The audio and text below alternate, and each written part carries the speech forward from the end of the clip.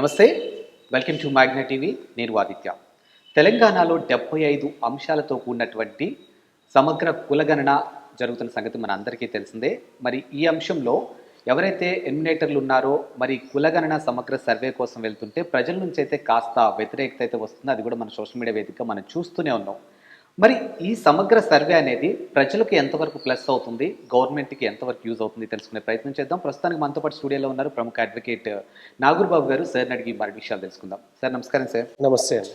Sir, తెలంగాణలో 75 అంశాలతో కూడినటువంటి ఒక కులగణన సర్వే అయితే జరుగుతుంది. అది మీకు తెలుసు, నాకు తెలుసు, ప్రపంచానికి తెలుసు. ఈ ఎవరైతే సమగ్ర సర్వే కోసం వెళ్తున్నటువంటి ఎలిమినేటర్లు ఉన్నారో సో వీళ్ళకి ప్రజల నుంచి కాస్త వ్యతిరేకత వస్తుంది. మరి వాళ్ళ డేటా మేము మా పర్సనల్ డేటా, మా వ్యక్తిగత విషయాలు మేము ఎందుకు ఇవ్వాలి అనే క్వశ్చన్స్ వాళ్ళు రేస్ చేస్తూ ఉన్నారు. మరి దీనిపై మీ కామెంట్ ఏంటి? అండ్ అసలు ఇది గవర్నమెంట్కి ఎంతవరకు యూజ్ అవుతుంది? ప్రజలు వాళ్ళ వ్యక్తిగత విషయాలు ఇవ్వడం ఎంతవరకు కరెక్ట్? గవర్నమెంట్కి యూజ్ అవుతుంది అనే దానికన్నా కూడా ప్రజలకు ఎంతవరకు యూజ్ అవుతుంది అనే పాయింట్ ఆఫ్ వ్యూలో మనం ఆలోచించాలి. ఎస్, ప్రభుత్వం ఒక నిర్ణయాన్ని తీసుకునేటప్పుడు ప్రజలకు యూజ్ అవుతుందా లేదా అనే అంశం మీద ఆలోచించి వాళ్ళు నిర్ణయాలు తీసుకుంటూ ఉంటారు. ఇప్పుడు కులగణన అని చెప్తున్నారు, కొన్ని అంశాలు 75 మీరు అంశాలని చెప్తున్నారు. ఆ 75 అంశాలలో నా ఆస్తి వివరాలు, నా కుల వివరాలు, నా వ్యక్తిగత విషయాలు, నాకున్న అన్నదమ్ములు ఎవరున్నారు, ఫారెన్లో ఎవరైనా జాబ్స్ చేస్తున్నారా, ఎవరైనా వలస ప్రాంతాలకు వెళ్ళున్నారా, నా ఇంట్లో ఎన్ని కోళ్ళు ఉన్నాయి, నా ఇంట్లో ఎన్ని గొర్రెలు ఉన్నాయి, ఇవన్నీ ప్రభుత్వానికి చెప్పాల్సిన నెసెసిటీ ఉందా లేదా అని ప్రజలు ఆలోచించుకుంటున్నారు.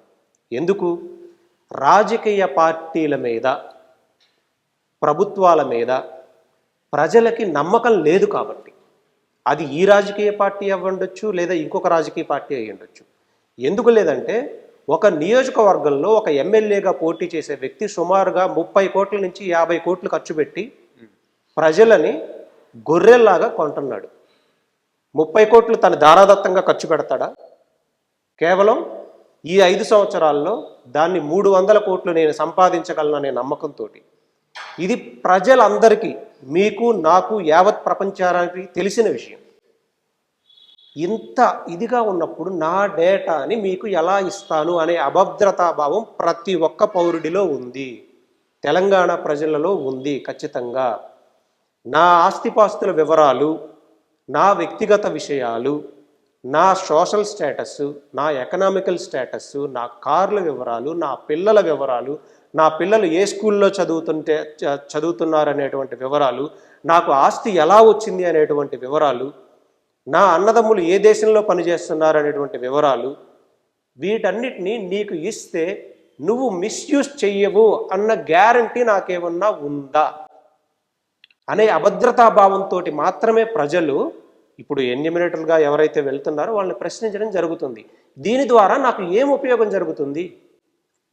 ఈ కులగణన ద్వారా కానీ, ఈ రాజకీయ గణన ద్వారా కానీ, ఈ ఆర్థిక సామాజిక గణన ద్వారా కానీ నాకు ఎలాంటి ఉపయోగం జరుగుతుందో నువ్వు నాకు చెప్పకుండా, నాకు ప్రాపర్ ఎక్స్ప్లెనేషన్ ఇవ్వకుండా, నా కుటుంబానికి ఎలాంటి మంచి జరుగుతుందో ఒక వివరణ ఇవ్వకుండా నువ్వు ఇన్ని డీటెయిల్స్ నన్ను అడిగి తీసుకుంటున్నావు అంటే నాకు ఫ్యూచర్లో డ్యామేజ్ జరుగుతుంది లేదా జరగదు అనే గ్యారంటీ ఏంటి అనే అభద్రతా భావంతో ప్రజలు ప్రశ్నిస్తున్నారు. ఒకవేళ గవర్నమెంట్ ముందే అనౌన్స్ చేసి దీనివల్ల ఇలా ప్లస్ ఉంది అని వాళ్ళకు ఒక మాట చెప్పుంటే అది ఓకేనా? మాట చెప్పడం కాదండి, ఈ జీవో ఇష్యూ చేసే ముందే ఒక చర్చ జరగాలి. ఎలాంటి చర్చ? మన అసెంబ్లీలో కాదు జరగాల్సిన చర్చ, ముందు ప్రజలలో జరగాలి, ప్రజా సంఘాలలో జరగాలి, ఉద్యమకారుల మధ్య జరగాలి, ప్రజా విప్లవం కోసం పోరాడిన వ్యక్తుల మధ్య జరగాలి. ఈరోజు పెద్ద పెద్ద యూనివర్సిటీలు ఉన్నాయి, ప్రొఫెసర్స్ ఉన్నారు, ఆ యూనివర్సిటీస్లో జరగాలి. దీనివల్ల ఉపయోగం ఏంటి అని. ఈరోజు క్యాస్ట్ అబాలిష్ చేయాలి అని చెప్తున్నాం, రిలీజియన్ అబాలిష్ చేయాలని కొన్ని సంఘాలు పోరాడుతున్నాయి. వీళ్ళందరితోటి ఒక డిస్కషన్ జరిగిన తర్వాత ఇది ఎంతవరకు అవసరం, ఒకవేళ ఇంప్లిమెంటేషన్లోకి తీసుకెళ్ళాలి అంటే ఏ డేటా సేకరించాలి, ఏ డేటా సేకరించకూడదు, వాళ్ళ వ్యక్తిగత గోప్యతకి వాళ్ళ ఆస్తుల వివరాలను తీసుకొని ఫ్యూచర్లో ఈ పొలిటికల్ పార్టీ కాకపోయినా ఇంకొక పొలిటికల్ పార్టీ వచ్చిన తర్వాత అయినా సరే వాళ్ళని బ్లాక్మెయిల్ చేసే అవకాశాలు ఎక్కువగా ఉన్నాయి. వీటిని తప్పించడానికి ఎలాంటి భద్రతా చర్యలను మనం తీసుకోవాల్సిన నెసెసిటీ ఉంది. ఈరోజు గ్రామ స్థాయిలో, కుటుంబ స్థాయిలో నుంచి వివరాలను సేకరించేటప్పుడే ఆ సేకరించే సమయంలోనే దాన్ని మిస్యూజ్ అవ్వనని గ్యారంటీ ఏంటి? ఈ ఎన్యూమరేటర్ దగ్గర నుంచి డేటా ఏదైతే వెళ్తుందో అది ప్రభుత్వానికి చేరేలోపు ఎన్ని చేతులు మారుతుంది? ఓకే. ఏమన్నా కాన్ఫిడెన్షియల్గా తీసుకెళ్తున్నారా? దాని ఫొటోస్ తీసి ఇంకొక వ్యతిరేకంగా ఉన్న వ్యక్తులకు పంపరు అనే గ్యారంటీ ఏమైనా ఉందా అనే అభద్రతా భావంలో ఉన్నారు. వీటన్నిటిని పోగొట్టాలంటే ముందు ప్రజల మధ్య, ప్రజా సంఘాల మధ్య, ఈ ప్రొఫెసర్ల మధ్య, గొప్ప గొప్ప మేధావుల మధ్య ఒక చర్చ జరిగి వాళ్ళ ఒపీనియన్ తీసుకొని దాని మీద ఒక కమిటీ వేసి దాని నివేదికలు తీసుకొని ఎస్ తెలంగాణ రాష్ట్రానికి, తెలంగాణ ప్రజలకి ఈరోజు ఈ కులగణన, రాజకీయ గణన లేకపోతే ఆర్థిక సామాజిక గణన జరిగితే మన న్యాయం ఈ విధంగా న్యాయం చేయగలం. మేము ప్రభుత్వం ఏర్పడిన తర్వాత ప్రభుత్వంలోకి రావడానికి ముందు మేము ఈ హామీలు ఇచ్చాం, ఈ హామీలన్నీ అమలు చేయాలంటే ప్రజల స్థితిగతులను మెరుగుపరచాలి అని అంటే ఖచ్చితంగా ఈ కులగణన జరగాలి. మేధావులందరూ ఇదే చెప్తున్నారు. దీనిలో కొన్ని లోటుపాట్లని మనం సరిదిద్దుకోవడం కోసం కొన్ని కమిటీలను ఆల్రెడీ ఏర్పాటు చేశాం, వాటి నివేదికలన్నీ తీసుకున్నాం అనేది ప్రజలకి క్లియర్గా ఎక్స్ప్లెయిన్ చేసి ప్రజలను చైతన్యవంతం చేసి దీని ద్వారా జరిగే లాభాలేంటి, నష్టాలేంటి అనేది ఒక డిస్కషన్ జరిగి ప్రజల్లోకి అవేర్నెస్ క్రియేట్ చేసిన తర్వాత దీన్ని ఒక జీవో ఇష్యూ చేసి ప్రజల్లోకి పంపిస్తే ప్రజలు స్వాగతిస్తారు దాన్ని. ఈరోజు ప్రజల్లో వ్యతిరేకత ఎందుకు వస్తుంది? మా డేటా మిస్యూజ్ అవ్వదు అనే గ్యారంటీ లేదు. రాజకీయ నాయకుల మీద, పొలిటికల్ పార్టీస్ మీద ప్రజలకు నమ్మకం లేదు. ఎందుకంటే డే 1 వాళ్ళు ఏ విధంగా వీళ్ళను కొంటున్నారో వాళ్ళకి తెలుసు కాబట్టి. అంటే ఇప్పుడు ఒక అడ్వకేట్గా మీరు చెప్పండి, ఇప్పుడు నాగూర్ బాబు అనే ఒక పర్సన్ దగ్గరికి ఒక యాంకర్ ఆదిత్యగా నేను మీ దగ్గరకు వచ్చి మీతో మాట్లాడుతున్నప్పుడు, అంటే ఇంటర్వ్యూ పరంగానే అనుకుందాము, ఇంటర్వ్యూ పరంగా నేను మిమ్మల్ని ఇక్కడ కూర్చోబెడుతున్నప్పుడు మీ వ్యక్తిగత విషయాలు ఎంతవరకు నాతో మీరు షేర్ చేసుకోవచ్చు? నా వ్యక్తిగత విషయాలు అసలు షేర్ చేసుకోవాల్సిన నెసెసిటీ ఏంటండి? ఫస్ట్ ఆదిత్య గారితోటి నా కుటుంబ విషయం చెప్తా, మీరు అడుగుతారు సార్ మీకు ఎంతమంది పిల్లలు? నాకు 2 పిల్లలండి. సార్ ఏ స్కూల్లో చదువుతున్నారు? సార్ సోన్స్ స్కూల్లో చదువుతున్నారు. బాగా చదువుతున్నారా లేదా అని ఇంతవరకే అడుగుతారు నా వ్యక్తిగత విషయాలు. సార్ మీకు ఆస్తి ఎక్కడ ఉంది? మీకు ఎంత ఉంది? మీ ఆస్తి ఎలా వచ్చింది? మీకు మీ భూమి నాకు 2 ఎకరాల భూమి ఉంది అన్న, ఆ భూమి ఎలా వచ్చింది? మీరు అటవీ భూముల నుంచి ఏమన్నా స్వాధీనం పరుచుకున్నారా? లేదా తాతల తరాల నుంచి ఏమన్నా వచ్చిందా? మీకు కారు ఉందా? కారు నెంబర్ ఏంటి? మీ మొబైల్ నెంబర్ ఏంటి? మీ అన్నయ్య ఎక్కడ ఉన్నాడు? ఈ డేటా అంతా మీకు చెప్పాల్సిన నెసెసిటీ ఉందా? ఈ డేటా అంతా పోనీ మీ దగ్గర లేదా? మీరు ప్రభుత్వం అనుకుందాం, ఇప్పుడు ప్రభుత్వ అధికారులు నా దగ్గరకు వచ్చినప్పుడు నాకు సంబంధించిన ఆస్తిపాస్తుల వివరాలు స్టాంప్స్ అండ్ రిజిస్ట్రేషన్ శాఖలో ఉన్నాయా లేదా? ఆబ్వియస్లీ ఉంటాయి. ఉన్నాయా లేదా? నాకు కారు ఉందండి, నా కారు వివరాలు ఆర్టీఐ వాళ్ళ దగ్గర ఉన్నాయా లేదా? ఉందిగా. నా మొబైల్ నెంబర్ ఉందండి, నా ఆధార్ కార్డు లింక్ చేసిన తర్వాత ఇస్తున్నారా లేదా? నా బ్యాంక్ అకౌంట్ ఉందండి, దానికి కూడా ఆధార్ కార్డు లింక్ చేసి ప్రభుత్వం దగ్గర ఉందా లేదా? నా దగ్గర అన్ని వివరాలు డిఫరెంట్ శాఖల దగ్గర, నా పిల్లలు ఏ స్కూల్లో చదువుతున్నారో డేటా మీ దగ్గర ఉందా లేదా? విద్యాశాఖ దగ్గర, డిఫరెంట్ శాఖల దగ్గర ఉంటే నాకు ఎలాంటి నష్టం లేదు. వీటన్నిటినీ ఒక చోట క్లబ్ చేస్తే ఒకే ఈ ఫోన్ నెంబర్తో, నా ఫోన్ నెంబర్ ఇది, ఇదిగో పలానా వ్యక్తి ఫోన్ నెంబర్, నాగూర్ బాబు అనే వ్యక్తి ఫోన్ నెంబర్ ఇది, నాగూర్ బాబు అనే వ్యక్తికి 4 కుటుంబ సభ్యులు ఉన్నారు, 2 పిల్లలు ఉన్నారు, వాళ్ళు ఈ స్కూల్లో చదువుతూ ఉన్నారు, నాగూర్ బాబు ఆస్తిపాస్తి వివరాలు ఇవి, లేకపోతే వీళ్ళ అన్నయ్య ఫారెన్లో పనిచేస్తూ ఉన్నాడు, నా డేటా, నా సమాచారం, ఈ నాగూర్ బాబు అంటే 4 కోళ్ళు ఉన్నాయి, 6 గొర్రెలు ఉన్నాయి, వాళ్ళకు 2 కార్లు ఉన్నాయి, ఇవన్నీ ఉండటం వల్ల, ఒక క్లబ్ చేసి ఉండడం వల్ల ఇదే ఫోన్ నెంబర్ తీసుకొని రేపు నా వాయిస్ని కట్ చేయడం కోసం, లేకపోతే నేను ప్రభుత్వానికి వ్యతిరేకంగా మాట్లాడినా, లేక ఫ్యూచర్లో ఏదన్నా ప్రభుత్వం ఏర్పడి దానికి వ్యతిరేకంగా మాట్లాడినా ఈ ఫోన్ నెంబర్ తీసుకొని నా డేటా అంతా తీసుకొని మిస్యూజ్ చేస్తారు, నన్ను బెదిరిస్తారు అనే అభద్రతా భావం నాకు ఉంటుందా లేదా? చేసే అవకాశాలు ఉన్నాయా లేదా? రేపు ఒక పొలిటికల్ పార్టీకి ఇది ఒక రాజకీయ పరంగా తీసుకున్న డెసిషన్, ఇది నాకు మంచి చేయాలనే ఉద్దేశం ఉంటే నా డేటా అంతా ఆల్రెడీ మీ దగ్గర డిఫరెంట్ శాఖల దగ్గర ఉంది. అంటే రాజకీయం పరంగా ఈ డేటా వాళ్ళకి అసలు ఎలా యూజ్ అవుతుంది అంటారు? ఎందుకు యూజ్ అవుదండి అంటే ఎలా చెప్తాను. రాజకీయ పరంగా యూజ్ అవటం, వాళ్ళకి యూజ్ అవటం కోసం మాత్రమే, ఇది ప్రజలకు యూజ్ అవడం కోసం కాదు. గతంలో కూడా మనం చూసుకుంటే బీఆర్ఎస్ అధికారంలో ఉన్నప్పుడు అప్పుడు కూడా కేసీఆర్ గారు 1 డే సర్వే చేశారు. అంటే దేశంలో ఎక్కడున్నా సరే మీరు ఆ రోజు ఖచ్చితంగా ఇంటికి రావాల్సిందే, ఇట్లా సర్వే చేసే అధికారులు వస్తూ ఉంటారని చెప్పి 1 డే సర్వే చేశారు. ఇప్పుడు కాస్త ఎక్కువ లాగ్ అవుతుంది కానీ అప్పుడు 1 డే సర్వే చేశారు. మరి అప్పుడు కూడా ఇదే డేటా ఉంటుంది కదా? అదే డేటా ఉంది, ఇదే డేటా ఉంది. ప్రజలకి ఏం ఉపయోగం జరిగింది? అదే నేను అడుగుతాను. సరే, ప్రజలకు ఉపయోగం పక్కన పెట్టండి, రాజకీయ నాయకులకి ఎంతవరకు యూజ్ అవుతుంది? రాజకీయ నాయకులు డెఫినెట్గా యూజ్ అవుతుంది.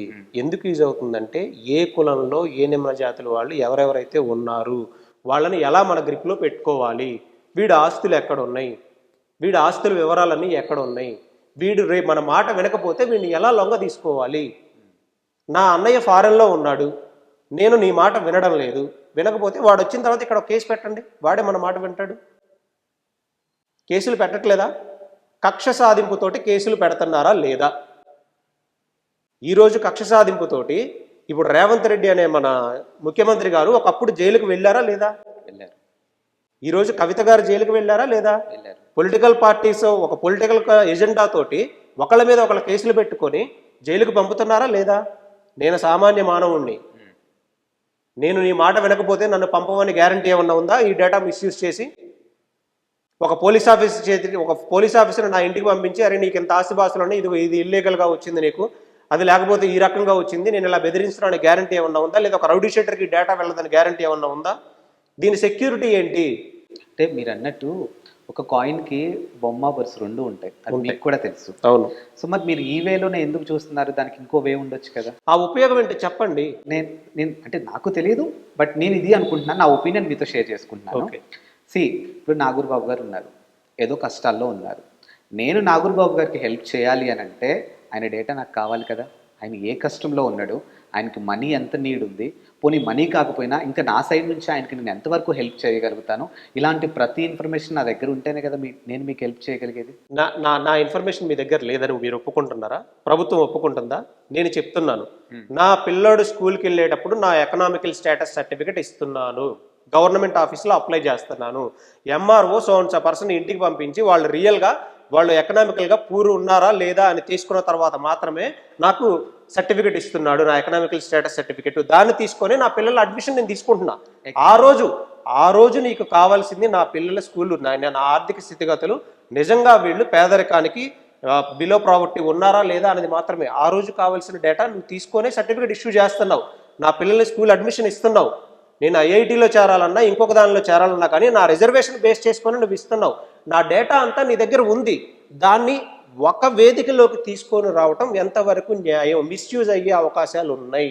నువ్వు నాకు మంచి చెయ్యాలి అని అనుకుంటే ఒక్కొక్క స్కీమ్ నువ్వు పెట్టారు, ఇది ఈ ప్రభుత్వం అవ్వచ్చు, ఇంకొక ప్రభుత్వం అవ్వచ్చు, ట్రాన్స్పరెంట్గా ప్రజలకి ఎలాంటి డబ్బు కానీ మద్యాన్ని కానీ ఆఫర్ చేయకుండా నిజంగా ప్రజాప్రభుత్వం ఏర్పడితే, ప్రజలు ఎన్నుకోబడిన ప్రభుత్వం ఏర్పడితే నేను ధైర్యంగా స్వచ్ఛందంగా నా డేటా అంతా పెడతాను. ఆ ట్రాన్స్పరెన్సీ లేనప్పుడు ప్రభుత్వం ఏర్పడే విధానంలోనే ఒక మిస్యూజ్ అనేది ఉన్నప్పుడు, ప్రభుత్వం ఏర్పడే విధానంలోనే లోటుపాట్లు ఉంటున్నప్పుడు ఈ రాజకీయ నాయకుల దగ్గర, ఈ పొలిటికల్ పార్టీ దగ్గర నా డేటా క్లబ్ చేసి పెట్టాల్సిన నెసెసిటీ లేదు. నా డేటా అంతా డిఫరెంట్ శాఖల దగ్గర ఆల్రెడీ ఉంది.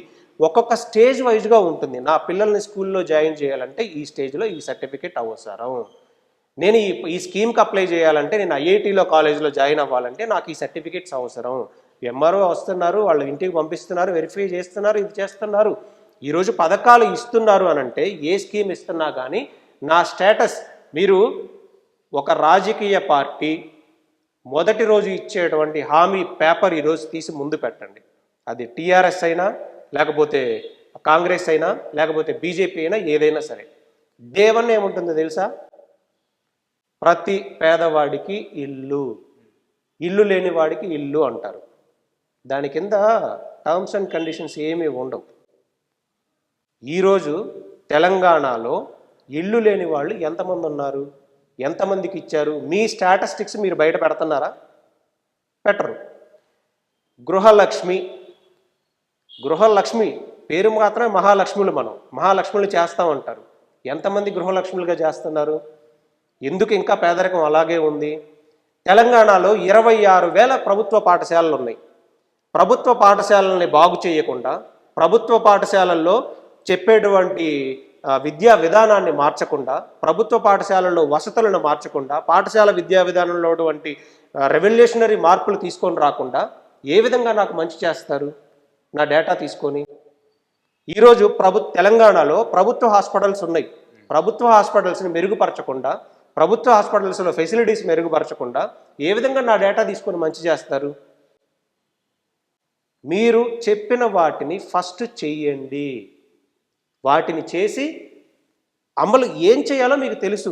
గ్రామ స్థాయిలో ఏం చేయాలి, మండల స్థాయిలో ఏం చేయాలి, జిల్లా స్థాయిలో ఏం చేయాలి, రాష్ట్ర వ్యాప్తంగా ఎలాంటి రెవల్యూషన్స్ మనం తీసుకొని రావాలి, ఎలాంటి డెవలప్మెంట్ చేయాలి అనేది ఆల్రెడీ మీ దగ్గర క్లియర్ ప్రణాళిక ఉంది. అవి చేసి ప్రభుత్వ విద్యా విధానాన్ని మార్చి నాకు ఉపాధి కల్పించి ట్రాన్స్పరెన్సీ అనేది వచ్చిన తర్వాత నా డేటా తీసుకుంటే నేను చాలా సేఫ్గా ఇస్తాను. ఎప్పుడైతే ఈ కరప్షను, ఈ పొలిటికల్ ఎన్విరాన్మెంటు, ఈ పొలిటికల్ ప్రెజర్స్ ఇవన్నీ ఉన్నప్పుడు నా డేటా క్లబ్ చేసి ఉండడం వల్ల నాకు నష్టమే కానీ యూజ్ అనేది ఉండదు. దీన్ని క్లబ్ చేయకూడదు. ఎప్పుడు విద్యాశాఖ దగ్గర ఉండాల్సిన డేటా విద్యాశాఖ దగ్గరే ఉండాలి. స్టాంప్స్ అండ్ రిజిస్ట్రేషన్ శాఖ దగ్గర ఉండాల్సిన డేటా స్టాంప్స్ అండ్ రిజిస్ట్రేషన్ శాఖ దగ్గరే ఉండాలి. డిఫరెంట్ శాఖల దగ్గర ఒక్కొక్క డేటా ఉంటుంది. నాకు అన్ని అవసరాలు ఒకేసారి రావు. అంతా ఒక చోట ఉంటే ఎక్కువ మిస్యూజ్ అయ్యే అవకాశం ఉందనేది నా పర్సనల్ ఫీలింగ్. ఈరోజు ప్రజలు వ్యతిరేకిస్తున్నారు. దాన్ని ప్రజలు వ్యతిరేకిస్తున్నారంటే క్లారిటీ ఇవ్వండి ఫస్ట్. దీనివల్ల ఎలా మంచి జరుగుతుందో క్లారిటీ ఇవ్వండి. మీరు అన్నట్టు నేను కూడా ప్రజలకి వ్యతిరేకిని కాదు, బట్ మీ ఒపీనియన్ మీరు ఎలా అయితే షేర్ చేసుకున్నారు, ఇప్పుడు నా ఒపీనియన్ కూడా నేను మీతో షేర్ చేసుకోవాలనుకుంటున్నాను. ఎందుకంటే మీరు ఒక అడ్వకేట్ కాబట్టి మంచి చెడు ఏంటో మీకు తెలుసు.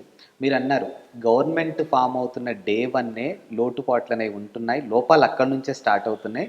రాజకీయ నాయకులు కానీ పొలిటికల్ ఎవరైనా కానీ ట్రాన్స్పరెన్సీగా లేరు అని అన్నారు. సో కరెక్టే, మందుకి బిర్యానీకి ఓటర్ని కొంటున్నారు అని అన్నారు, ఒప్పుకుందాం. మరి వాటన్నిటికీ లోబడకుండా ప్రజలు ఎంతవరకు ట్రాన్స్పరెంట్గా ఓటేస్తున్నారు మీరు చెప్పండి. వెయ్యరండి. ఇప్పుడు తిరుగుబాటు వచ్చింది. మీరు అన్నట్టు ఎనిమినేటర్ల మీద వాళ్ళు లేదు మేము ఎందుకు ఇవ్వాలి అనే క్వశ్చన్ వీళ్ళు చేస్తున్నారు. మరి ఆ రోజే వచ్చి ఇగో 100 రూపాయలు పెడుతున్నా, 200 పెడుతున్నా, 500 పెడుతున్నా, 5000 పెడుతున్నా అన్న రోజు ఆ రోజు ఎందుకు తిరగబడలేదు? మాకు కావాల్సిన ఆయన మేము ఎంచుకుంటాం, మాకు డబ్బు అవసరం లేదు ఎందుకనలేదు? మీరు కానీ నేను కానీ తెలంగాణ సమాజం కానీ యావత్ భారతదేశం కూడా కోరుకోవాల్సింది అదే. ఈ కోరికలాగానే ఉంటుంది, ఇంప్లిమెంటేషన్లో లేదు. మీరు రండి డైరెక్ట్గా గ్రౌండ్ లెవెల్ ఎలక్షన్స్లో నేను చేసి వచ్చాను కూడా. గ్రౌండ్ లెవెల్ ఎలక్షన్ ఎలా ఉంటుంది అని అంటే మీకు ప్రజలందరికీ తెలుసు, నాకు తెలుసు, మీకు తెలుసు. ఈరోజు ఒక రాజకీయ నాయకుడు ఎవరైనా ఆ రోజు డబ్బు పంచుతున్నారు, 1000 రూపాయలు 2000 పంచుతున్నారు అంటే నైట్ టైం పంచుతుంటే నైట్ నిద్రపోకుండా ప్రజలు ఎదురు చూస్తున్నారు. మా ఇంటికి రాలేదు, మా ఇంటికి రాలేదు, మా ఇంటికి రాలేదు, ఇంకా ఇంత లేట్ అయింది అని. ఆ 10 రోజుల క్యాంపెయిన్ జరిగేటప్పుడు ఆ మద్యం కోసం ఎదురు చూస్తున్నారు, మాకు రాలేదు క్వార్టర్ బాటిల్, మాకు రాలేదు క్వార్టర్ బాటిల్ అని. ఇలాంటి వ్యవస్థ ఉన్నంత వరకు, ఇలాంటి సిస్టమ్ ఇండియాలో ఉన్నంత వరకు ఫ్యూచర్లో మీలాంటి వాళ్ళు నాలాంటి వాళ్ళు ఇది కోరుకుంటున్నాం కోరికగానే మిగిలిపోతుందే కానీ రాజకీయ నాయకులు అలాగే ఉన్నారు, ప్రజలు ఇలాగే ఉన్నారు. వీళ్ళు ఏదైనా హామీలు ఇస్తారు అనంటే ప్రజలని మభ్యపెట్టడం కోసం మాత్రమే హామీలు ఇస్తారు, తర్వాత వీళ్ళు దోపిడీ చేస్తారు. వీళ్ళు కూడా ఆ రోజు మాకు ఎంత వస్తుందో ఆ బెనిఫిటే చూసుకుంటారు. ఈ విధానాన్ని మార్పు అనేది ప్రజలలో రావాలి, మీలో రావాలి, నాలో రావాలి. దీనికోసం ఒక ఫైట్ అనేది, రెవల్యూషన్ అనేది వస్తూనే ఉండాలి. ఇప్పుడు ఈ తిరుగుబాటు ఏదైతే ఉంది ఇది అవేర్నెస్ వచ్చింది అనుకోవచ్చా? A awareness? ఇప్పుడు మా వ్యక్తిగత విషయాలు మీకు ఎందుకు ఇవ్వాలి అని వెళ్ళిన వాళ్ళని క్వశ్చన్ చేస్తున్నారు కదా ప్రజలు. మరి ఈ అవేర్నెస్ ని కాస్త అంటే అవేర్నెస్ వచ్చింది అనుకోవచ్చు తిరుగుబాటుని? ఏం లేదు, ఓటు మళ్ళీ ఇద్దరి దగ్గర డబ్బులు తీసుకొని ఓటు మారుస్తారు అంతే. అంతే. డబ్బులు తీసుకోవడం అనేది కామన్, అదేం మారదు. మరి అసలు మరి అవేర్నెస్ అసలు ఎప్పుడు వస్తుందండి వీళ్ళకి? మనం క్రియేట్ చేయాలండి. ఇప్పుడు దీని మీద ఏ ప్రభుత్వం ఫామ్ అయినా సరే, ఇప్పుడు ఎంతోమంది టీచర్స్ ఉన్నారు, గవర్నమెంట్ స్టాఫ్ ఉన్నారుగా, టీచర్స్ ఉన్నారు. క్యాంపెయిన్స్ కండక్ట్ చేయండి ఇళ్లలో. అతనికి ఇలా ఇవ్వడం వల్ల నీ జీవితం ఎలా నాశనం అవుతుందో క్యాంపెయిన్స్ కండక్ట్ చేయండి. నీ 5 సంవత్సరాల మీడియాలో మనం హామీలు ఇస్తున్నాం కదా, హామీలను ప్రచారం చేస్తున్నాం కదా, ఓటుని నువ్వు అమ్ముకుంటే నీ భవిష్యత్తును అమ్ముకున్నట్టే, నీకు ఈ విధంగా రాజకీయ నాయకులు నిన్ను ప్రలోభ పెడతారు అని యాడ్స్ వేయండి. మీడియా ఛానల్స్లో డిస్కషన్ పెట్టండి. ప్రజల్లో ఈ ప్రభుత్వ అధికారులు ఎవరైతే ఉన్నారో ఈ ప్రభుత్వ అధికారులు ప్రభుత్వం కోసం మాత్రం, వీళ్ళు ఎంప్లాయీస్ అండి, మనం ఇచ్చే డబ్బుతో పనిచేస్తున్న ఎంప్లాయీస్. ఏ ప్రభుత్వం వచ్చినా ఈ ఎంప్లాయీస్ ఇలాగే ఉంటారు. ఈ ఎంప్లాయీస్ అవేర్నెస్ క్రియేట్ చేయండి ప్రజల్లో. ఈ చైతన్యాన్ని తీసుకొస్తేనే ఈ ఉద్యమాన్ని, ఇప్పుడు తెలంగాణ ఉద్యమం జరిగినా, ఏ ఉద్యమం జరిగినా, ఆఖరికి మన భారత స్వతంత్ర పోరాటం జరిగినా ప్రజల్లో అవేర్నెస్ రెవల్యూషన్ క్రియేట్ చేయడం ద్వారా మాత్రమే జరిగింది. ఆ రెవల్యూషన్ క్రియేట్ చేయడానికి ఎలాంటిది మనం చేయడంలా. ఒక పొలిటికల్ పార్టీ మనకి అమౌంట్ ఇస్తే మనం ఒక యాడ్ వేస్తాం అంతవరకే. కానీ మనం ప్రజల్లో చైతన్యాన్ని క్రియేట్ చేయడం కోసం మన పాత్ర ఎంతవరకు పోషిస్తున్నాం, ఇది ఎంతవరకు నిజం, మనం క్వశ్చన్ చేస్తున్నాం ఫస్ట్. ఈ గ్యారంటీస్ మనం ఇస్తామన్నప్పుడు దాని టర్మ్స్ అండ్ కండిషన్స్ మీరు ఇవ్వండి. ఈ ఎకనామికల్ స్టేటస్ ఉన్న వాళ్ళకే మేము ఇస్తామని చెప్పండి. మేము అందరికి ఇస్తామని చెప్తున్నారు కదా, అందరికీ కాదు, ఇది కేవలం ఈ టర్మ్స్ అండ్ కండిషన్స్ అప్లై. కానీ పార్టీ గెలిచిన తర్వాత మాత్రం టర్మ్స్ అండ్ కండిషన్స్ అన్నీ గుర్తొస్తాయా? ముందు గుర్తుకురావు, ముందు చెప్పరు. ఇల్లు లేని ప్రతి పేదవాడికి ఇల్లు ఇస్తామంటారు. హామీ ఇచ్చేటప్పుడు ఏ టర్మ్స్ అండ్ కండిషన్స్ ఉండవు. ఇంప్లిమెంటేషన్లోకి వచ్చేటప్పటికి మాత్రం అన్ని టర్మ్స్ అండ్ కండిషన్స్ వస్తాయి. ఇల్లు లేనివాడు ఇల్లు లేనివాడిలాగే ఉంటాడు, పేదవాడు పేదవాడిలాగే ఉంటాడు, వాడి బ్రతుకులో ఏమీ మార్పు రాదు, ఆ ఊరిలో ఏమీ మార్పు రాదు, ఆ స్కూల్లో ఏమీ మార్పు రాదు, ఆ విద్యా విధానంలో ఏమీ మార్పు రాదు. ఈరోజు తెలంగాణలో ఉద్యోగాలు లేకుండా ఉన్నారు, వాళ్ళ ఉపాధి కల్పించడానికి ఎలాంటి మార్పులు ఉండవు, కేవలం పొలిటికల్ పార్టీస్ మాత్రమే మారుతూ ఉంటాయి. మీరు నేను ఇలా మాట్లాడుకుంటూనే ఉంటాం తరాల బడి. ఇప్పుడు మీరు ఏదైతే అంశాలు మాట్లాడారో ఈ కులగణనకు సంబంధించి అంశంలో రెండు వాదనలు వినిపిస్తున్నాయి రెండు వర్గాల నుంచి. ఇప్పుడు ఒక వర్గం నుంచి చూసుకుంటే మీరు కూడా ఆ వర్గానికి సంబంధించిన వాళ్ళని నాకు అర్థమవుతుంది. మీరు ఏమన్నారు, ఎలక్షన్స్ టైంలో ఏదైతే హామీలు ప్రకటిస్తారో అప్పుడు టర్మ్స్ కండిషన్స్ గుర్తురావు, ఆఫ్టర్ గెలిచిన తర్వాత మాత్రం మీకు టర్మ్స్ కండిషన్స్ గుర్తవుతాయి అనేది ఒక వర్గం నుంచి. ఇంకో వర్గం నుంచి వినిపిస్తున్నటువంటి వాదన ఏంటంటే, ఇప్పుడు మేము గవర్నమెంట్ ఫామ్ అవ్వక ముందు ప్రజల్లోకి వెళ్ళి ప్రజా మీటింగ్లు పెట్టిన టైంలో మేము చెప్పిన ఏంటి, కొన్ని స్కీమ్స్ చెప్పాం, కొన్ని హామీలు ఇచ్చాం, కొన్ని సంక్షేమ పథకాలు చెప్పాం. ఇప్పుడు వాటన్నిటిని మేము ఇంప్లిమెంట్ చెయ్యాలి అని అంటే నాగూర్ బాబు గారి ఫైనాన్షియల్ స్టేటస్ కానీ ఆదిత్య ఫైనాన్షియల్ స్టేటస్ కానీ ఎవ్రీ ఇయర్ ఒకలాగే ఉండదు. ఎకనామికల్ స్టేటస్ అనేది ఎవ్రీ ఇయర్ మారుతూ ఉంటుంది. ఒక ఇయర్ అప్ ఉంటుంది, ఒక ఇయర్ డౌన్ ఉంటుంది. సో వీటన్నిటిని తెలుసుకొనే మేము ఖచ్చితంగా ఇస్తాం ఈ సంక్షేమ పథకాలు. అందరికీ ఇచ్చుకుంటూ వెళ్తే ఉన్నోడికి లేనోడికి ఈక్వల్ అవుతుంది. గత ప్రభుత్వం అదే తప్పులు చేసింది. సో మేము అది చేయదలుచుకోలేం కాబట్టి ఈ కులగణన, ఈ ఎంక్వైరీలు చేస్తున్నాం అనేది ఇంకో వర్గం నుంచి వినిపిస్తున్నటువంటి వాదన. మరి ఇప్పుడు మీరు ఏం సమాధానం చెప్తారు? రాజకీయ గణన, కుల గణన, లేకపోతే సామాజిక ఆర్థికీయ గణన చెయ్యడం వల్ల ఉపయోగం ఉంది లేదు అనే అంశాన్ని మనం పక్కన పెడితే, ప్రభుత్వం ఏదైనా ఇవ్వాలి అని అంటే కేవలం ఇది చేస్తేనే ఇస్తాను అనేది మాత్రం కంప్లీట్గా అవాస్తవం. నా డేటా మీ దగ్గర ఉంది, నేను చెప్తున్నా, నా డేటా నా సిమ్ కార్డుతో సహా, నా ఆధార్ కార్డుతో సహా, నా బ్యాంక్ డీటెయిల్స్తో సహా డిఫరెంట్ శాఖల దగ్గర ఉంది. మీరు అందరికీ ఇస్తామని చెప్తున్నారే, ఎవ్వరికీ ఇవ్వలేదు. అందరికీ ఇస్తా ఉంటున్నారే, ఏ ప్రభుత్వం కూడా అందరికీ ఇవ్వదు. నేను ఒక పథకానికి అప్లై చేస్తున్నాను అంటే నా సోషల్ అండ్ ఎకనామికల్ స్టేటస్కి నేను దానికి అర్హుడైతేనే ఇస్తున్నారు. అందరికీ ఇస్తున్నారా? లేదుగా. ఒక అప్లికేషన్ పెడుతున్నారుగా, ఆ అప్లికేషన్లో నా వివరాలన్నీ పొందుపరచాలిగా. ఎంఆర్ఓ గారి దగ్గర నేను సర్టిఫికేట్ తీసుకోవాలా లేదా?